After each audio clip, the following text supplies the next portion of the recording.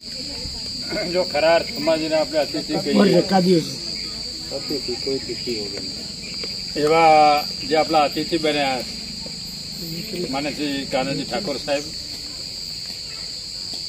જો તમે સાચા કોઈ પણ ક્ષેત્રના માણસો ને ક્ષેત્ર ઉપર તમને એટ્રેક્શન થાય, મેં જતા હતા ડાયરેક્ટ એમ, ન તો આપણું આમંત્રણ હતું કે ન કઈ એવું એમ, પણ એમને ખબર પડે કે બાળકો રમે છે એટલે તરત એમને આપમેળે ખેંચીને આવે, કેમ કે ઢોલ વાગે એટલે નાચનારો માણસ કદી ઉભો રહે નહીં એમ, જો ખરા અર્થમાં નાચનારો હોય તો એમ. ખેલાડીનું પણ એવું હોય, મેદાનમાં કોઈ ચાર છોકરા રમતા હોય, કોઈ દોડતા હોય તેના પગ સ્થિર થઈ જાય, તો બાર ઘણી વાર જોઈ જઈએ એમ, કોઈ પણ જગ્યાએ જતા હોઈએ આપણે. એટલે ખરા અર્થમાં જે આપણા અતિથિ બન્યા છે કાનાજી, જે આપણે સરસ મજાની સલાહ આપી છે, જે ટિપ્સ આપી, પેલા પંચ પ્યારા જેમ ગુરુ ગોવિંદ છે આપ્યા છે, એવા 5 ટિપ્સ 5 સૂત્રો આપણને આપ્યા, આપણે એમને અપનાવીએ. અને ફરી પણ આપણા અહીંયા સિપોરમાં એમના અહીંયા સરનામે એમના સંબંધ છે પાછળ, તો આવે જ્યારે પણ આવે ત્યારે ફરી આપણા ત્યાં આવે આપણે એમને આમંત્રણ આપીએ, અને આપણા પરિવાર વચ્ચે આપણે એમને સાલો ધણીને એમને સન્માનિત કરીએ, અને એ સાહેબના હસ્તે આપણે એમને સાલો ઢાળીએ. આપણા કેળવણી મંડળના ચેરમેન શ્રી સિપોર હાઈસ્કૂલ આદર્શ વિદ્યાલય સિપોરના કેળવણીના ચેરમેન અને મંત્રી શ્રી, આમ તો ખરા અર્થમાં આપણા સદસ્ય છે પાછળ. હા, આપણા માટે એમને સિપોર સ્કૂલ ના ગણવાના કે આપણા સભ્ય ગણવાના, એ પાછો પ્રશ્ન ખરા અર્થમાં આપણે નાગદાર છીએ. એમના હસ્તે આપણે વડનગર થઈ જતો તો ગાડી વડનગરના રોડ ઉપરથી પાછી વાળી બીજું આ બાળકોને દર્શન કરી પછી આમ જયારે પણ નીકળે ત્યારે આપણે કંઈક ને કંઈક આપતા જાય છે પાછળ.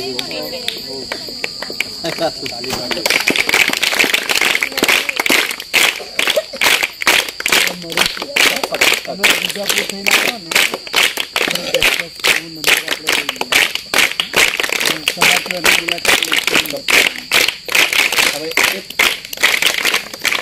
હિંમતનગરની અંદર સારા એવી એમની બાસ્કેટબોલની એકેડેમી ચલાવું, પ્રાઇવેટ એકેડેમી છે એમની પોતાની, અને એમના છોકરાઓ બધા ઇન્ટરનેશનલ રમી આવેલા છે બાસ્કેટબોલની અંદર.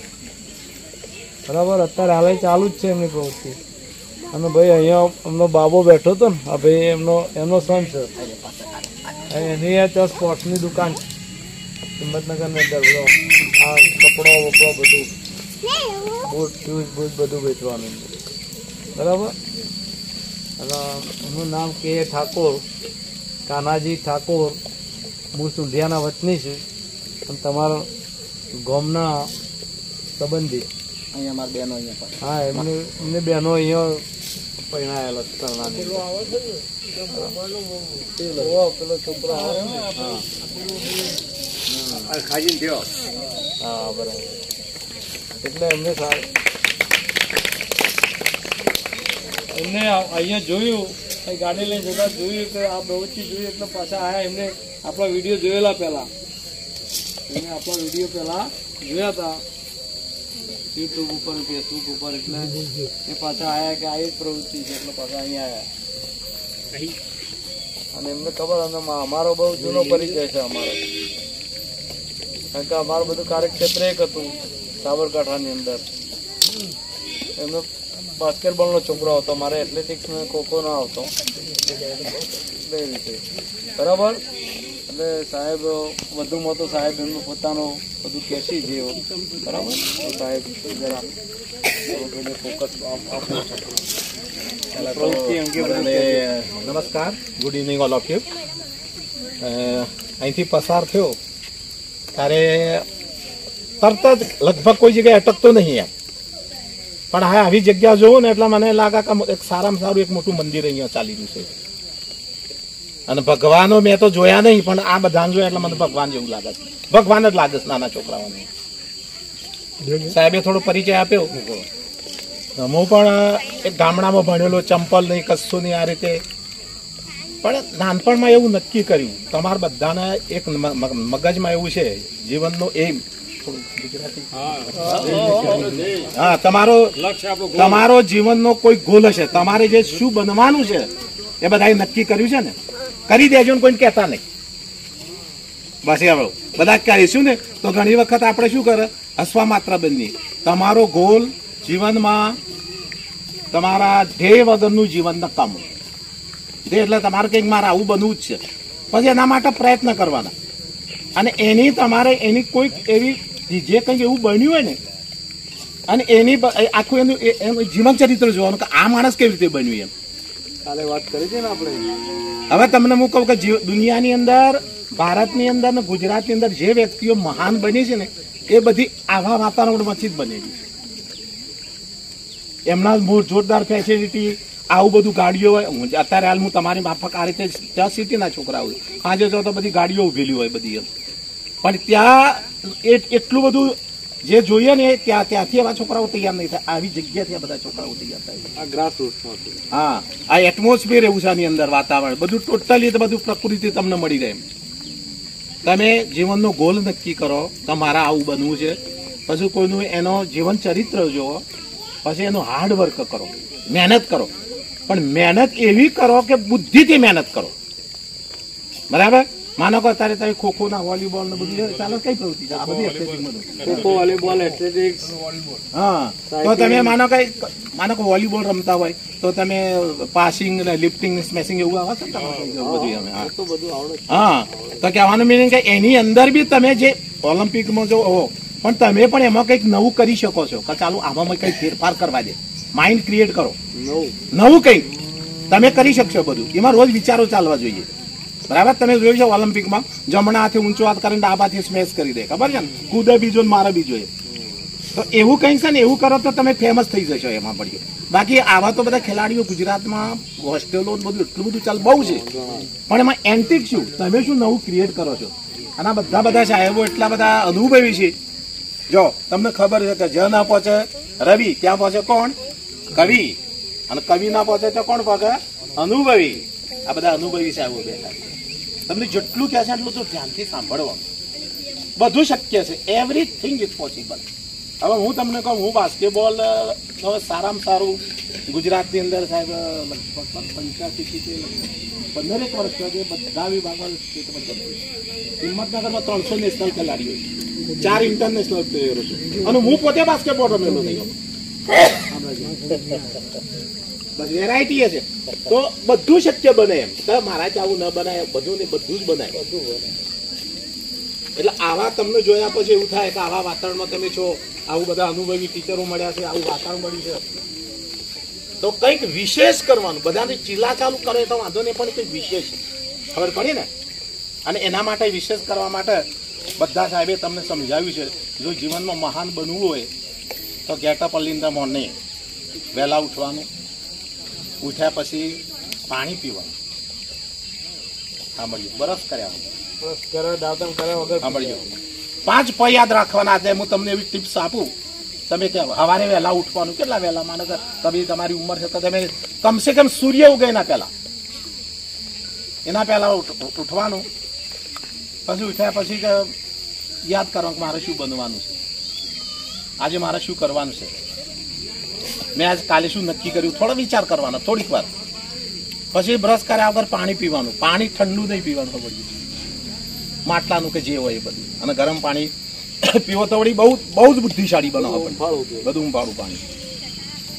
અને થોડા પ્રાણાયામ કરવાના. પ્રાણાયામ તો આજકાલ બધું યોગ ધ્યાન એ તો તમને સાહેબ શીખવાડે. પછી થોડા પ્રકૃતિમાં તમે આવો જ છો, અને થોડુંક પરોપકારનું તમે કરો છો, દાંત કાઢો છો, બધું પરોપકાર જ છે બધું. તો 5 પ પકડી લેશો ને તમે, એટલે તમારો બધો રસ્તો સીધો. 5 પ કયા?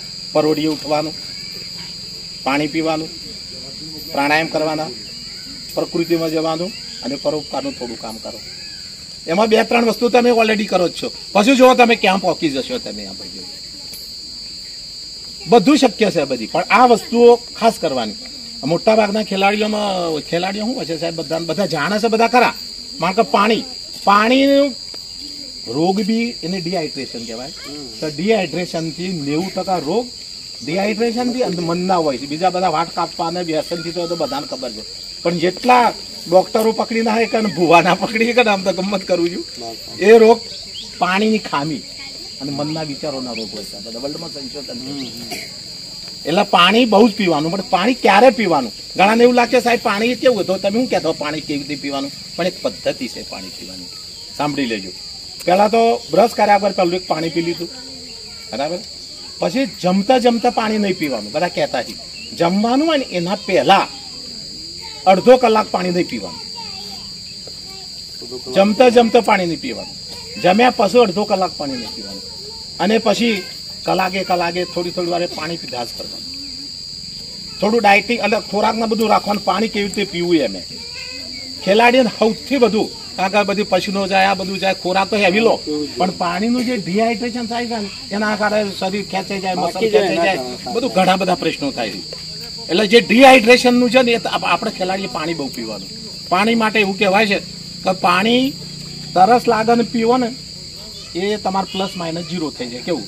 એટલે પાણી માટે એવું કહેવાય છે તરસ ના લાગે તો પાણી પીવાનું, અને ભૂખ લાગે તારે જ જમવાનું. આ બી યાદ રાખજો. જમવાનું ક્યારે? ભૂખ લાગે ત્યારે જ.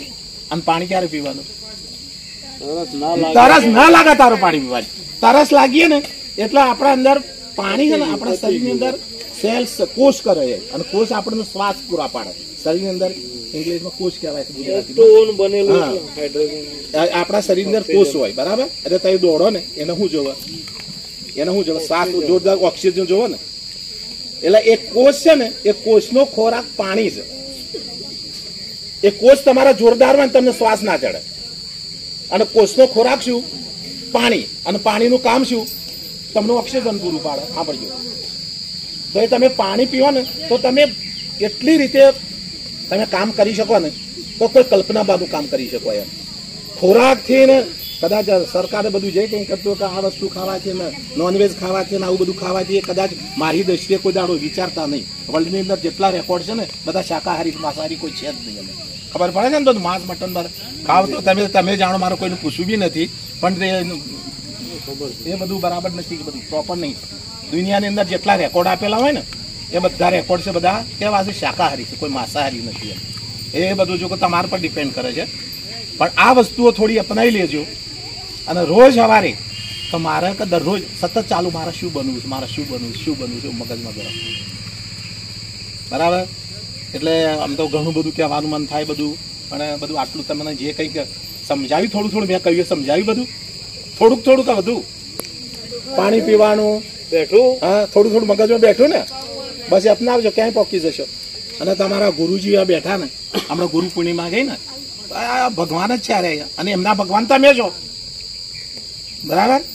દુનિયાની અંદર સૌથી વધુ યુવાનો ભારત દેશ જોડે છે.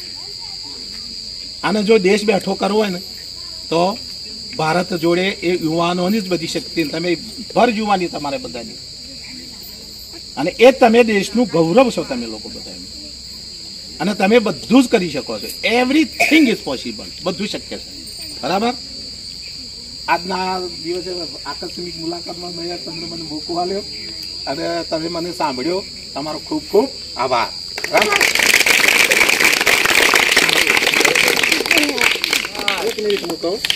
અહીંથી તમે જયારે હિંમતનગરની અંદર આમેસરા વચ્ચે વાત કરી, આ બાજુના મહેસાણા, પાલનપુર, આ બધું બનાસકાંઠા જેટલા છોકરાઓ પોલીસની ભરતીમાં ત્યાં આવે છે બધા તે આપણા ઘેર જ આપણી જોડે મકાનો છે. ફ્રી ઓફમાં રહેવાનું જમવાનું આપણે ત્યાં બધી વ્યવસ્થા કરીએ છીએ, કોઈ પણ કાસ્ટ ન હોય. હા, પણ એટલી થોડું કે હું પબ્લિસિટી નથી કરતો બધાના. એટલે અને તમને કહું કે બધું શક્ય છે ને. હું ખુલ્લા પગે ભણેલો છું, 15 કિલોમીટર સુધી ચાલતો કોલેજમાં જતો હતો વરસાદના દિવસે. પણ એ વખત આવું બધું નક્કી કરેલું. આજે ભગવાને એટલું બધું આપ્યું છે ને આપણું તો કશું જ નહીં, કઈનું વર્ણન ના થાય બધું એમ. અને મેં એવું નક્કી કર્યું હતું, ભારત પાકિસ્તાનનું યુદ્ધ ચાલે, આકાશમાં વિમાન જાય, ચાલો લડાય, તારે મેં કામ વિમાનમાં બેસાય, તારે મેં નક્કી કર્યું મારે પણ એ વિમાનમાં બેસવું છે. અને 2009ની અંદર હું યુરોપનો બધો પ્રવાસ કરી જોયો, બધું શક્ય બને. હું તો શિક્ષક છું, ત્યાંથી કાંઈ બધી પરિસ્થિતિ છે. અને 2010માં નરેન્દ્ર મોદી સાહેબે સાબરકાંઠાનું ગૌરવ એ મને એવોર્ડ આપેલો છે.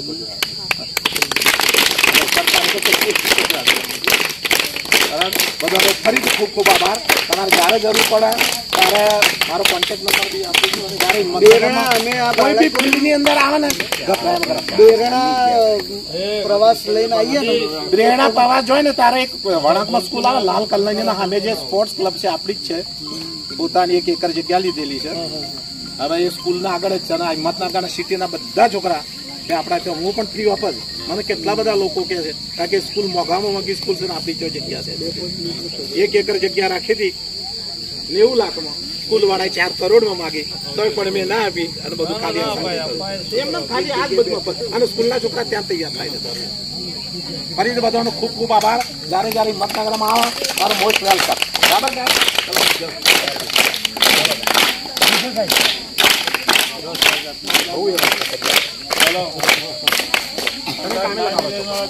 તમારા